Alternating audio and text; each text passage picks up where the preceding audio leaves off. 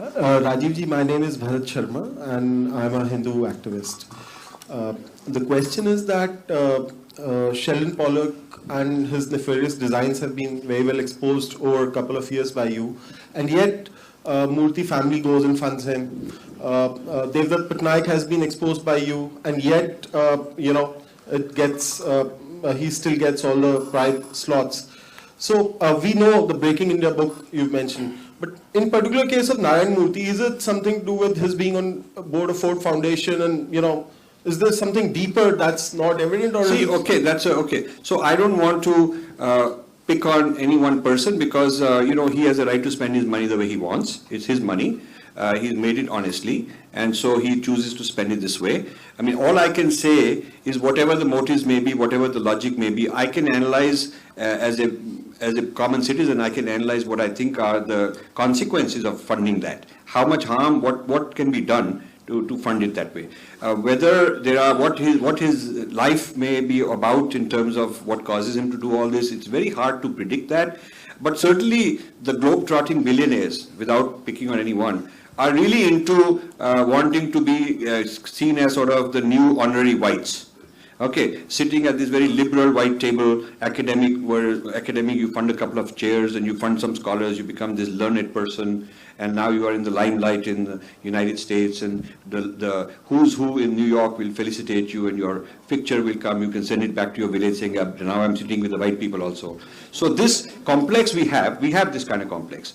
This complex to sort of be seen as having arrived on the global stage. These are the people who have made it rich in this country. Then the next thing to do is to show that I have a very big yacht or have a very tall house in Mumbai or something like that. So maybe it is part of that complex.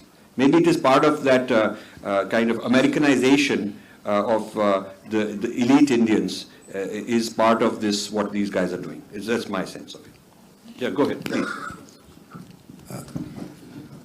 I think one of the things that is not taken into account is that in America, these great universities were built by very great endowments that were made by their richest. Now, what has happened, globalization has given the sense to the Indian rich that they don't need to invest in Indian universities. It's just as easy to invest abroad, and their children can easily go there, and it's all part of this wonderful happy family that our global world is. That's why I want to sort of take this opportunity to say that it is extremely important that academics value location in research. Yes. The moment you produce a great work of research in an American university, whether in science or in the humanities, you are adding to the wealth of that university and that country. If our young people are not conscious of this and they think that it's all a wonderful, happy family, it is not. Intellectual property is extremely important, and therefore location is very important. So Indian universities must produce great translations, yes, and for that students have to stay back and work here. Yeah, no, this is absolutely correct. In fact, it has become the latest. 20 years ago, 25 years ago, when I started my foundation, I was giving grants to all these American places. I gave away all the money I could spare. Now I wish I hadn't, but I learned from it. And a lot of these people took my slides and why you should do this, that, and said, we'll help you raise funds, because I ran out of funds. And then, by then I had switched and decided that this is the wrong thing to do. We have to invest in R&D and knowledge here. So now it has, unfortunately, I've turned loose this tendency, this fashion. Now it has become a fashion out of control. Every week or so you find somebody has given so many $1 million to fund a chair here, fund a chair there. And these people are not doing due diligence. They are not doing Purva Paksh to see whom they are giving money to, who's going to occupy the chair, what is his history. And so this, one of the reasons I started writing this book is that Sringeri Mutt was in the process of setting up a whole chair for Adi Shankara studies at Columbia University to be headed by these kind of people.